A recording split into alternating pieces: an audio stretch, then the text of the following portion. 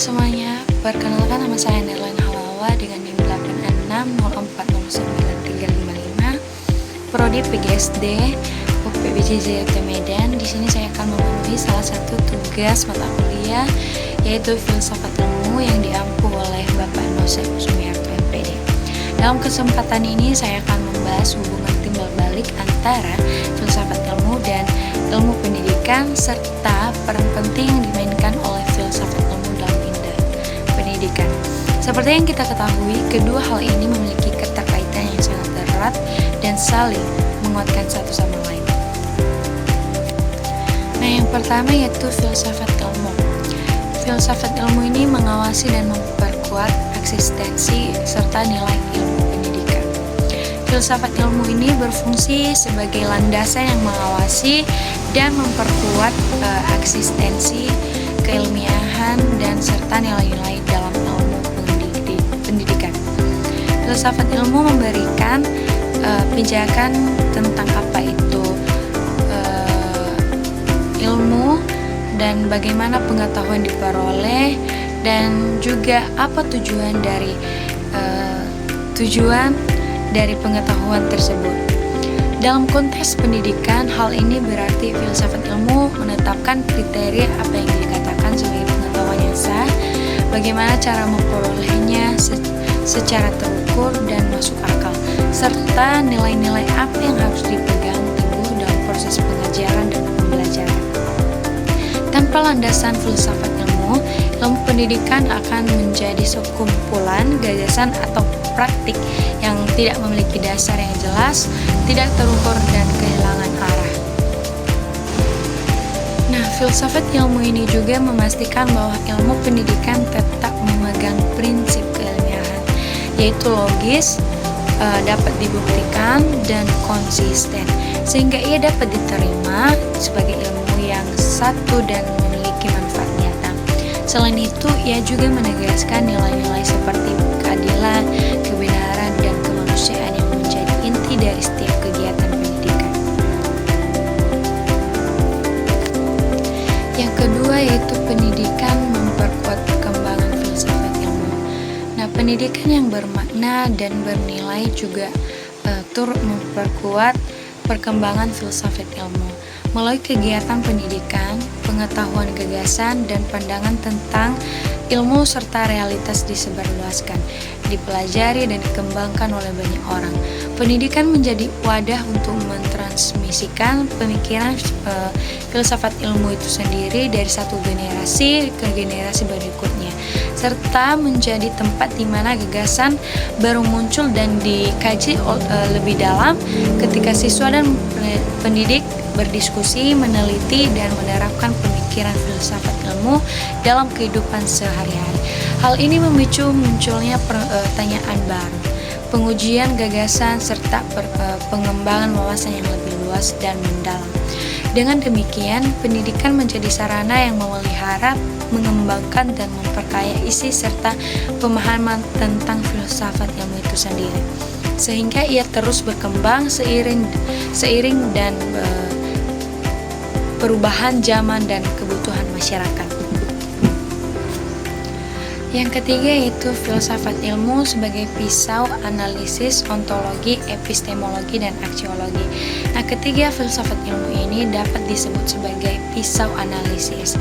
Nah, karena ia membantu kita membedah dan memahami persoalan pendidik melalui tiga dimensi utama, yaitu ontologi, epistemologi, dan aksiologi. Nah, ontologi ini berkaitan dengan pertanyaan tentang apa itu hakikat realitas, hakikat manusia, dan hakikat tujuan pendidikan. Melalui sudut pandang ini, kita dapat memahami apa yang sebenarnya ingin dicapai dalam pendidikan, sifat dari peserta didik, serta apa yang menjadi inti dari proses pendidikan itu sendiri. Nah, yang kedua yaitu epistemologi. Nah, epistemologi ini membahas tentang bagaimana pengetahuan diperoleh dan bagaimana cara mengajarkannya, dan bagaimana juga cara memastikan bahwa pengetahuan yang disampaikan itu benar dan sah.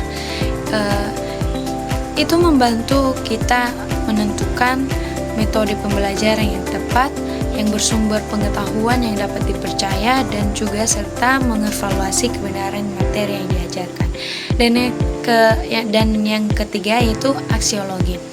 Aksiologi ini berhubungan dengan nilai-nilai etika dan tujuan yang ingin dicapai melalui pendidikan, dan ia menuntun kita untuk mempertimbangkan apa yang baik, apa yang benar, dan apa juga yang bermanfaat bagi peserta didik serta masyarakat, sehingga setiap kegiatan pendidikan didasarkan pada prinsip yang bermakna dan beretika. Ketiga aspek ini memungkinkan kita untuk menganalisis setiap persoalan pendidikan secara mendalam, tidak hanya melihat permukaan tetapi juga memahami akar permasalahan serta solusi yang tepat. Yang terakhir adalah contoh penerapan dalam praktik pendidikan, penerapan filsafat ilmu yang dapat dilihat secara nyata dalam berbagai aspek praktik pendidikan, antara lain yaitu dalam kebijakan kurikulum dalam proses pembelajarannya, dalam hal kebijakan pendidikan. Nah, misalnya jika kita memegang pandangan ontologi bahwa manusia memiliki potensi yang unik dan berharga, maka kebijakan akan dirancang untuk memberikan kesempatan pendidikan yang adil dan merata bagi semua orang, tanpa memandang latar belakang. Nah, jika dari sisi aksiologi kita menekankan nilai keadilan dan kemanusiaan, maka kebijakan akan mengatur agar pendidikan tidak hanya berfokus pada pencapaian nilai, tetapi juga mengembangkan karakter dan kepedulian sosial. Nah, yang kedua yaitu kebijakan dalam proses pembelajaran. Seorang guru memahami filsafat ilmu akan merancang kegiatan yang sesuai dengan hakikat pengetahuan dan kebutuhan peserta didik.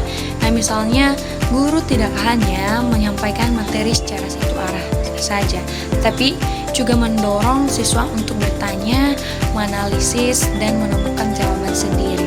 Sesuai dengan prinsip bahwa pengetahuan dibangun melalui proses berpikir dan pengalaman, ia juga akan mempertimbangkan nilai-nilai seperti kejujuran, kerjasama, dan tanggung jawab dalam setiap kegiatan pembelajaran itu sendiri. Lalu sebagai kesimpulannya yaitu filsafat ilmu dalam ilmu pendidikan memiliki hubungan yang sangat erat dan saling menguatkan. Nah, filsafat ilmu ini menjadi landasan yang menjaga keberadaan, keilmiahan, dan nilai ilmu. Melalui perannya sebagai alat analisis dalam 3 dimensi ontologi, epistemologi, dan aksiologi, filsafat ilmu ini membantu kita untuk memahami dan menyelesaikan berbagai persoalan pendidikan secara mendalam, serta memberikan arah yang jelas dalam penerapannya di kebijakan, kurikulum, maupun di proses pembelajaran. Baik, itu saja penjelasan dari saya. Kalau ada tutur kata selama saya mempresentasikannya, saya mohon maaf. Akhir kata saya ucapkan terima kasih. Yahoo.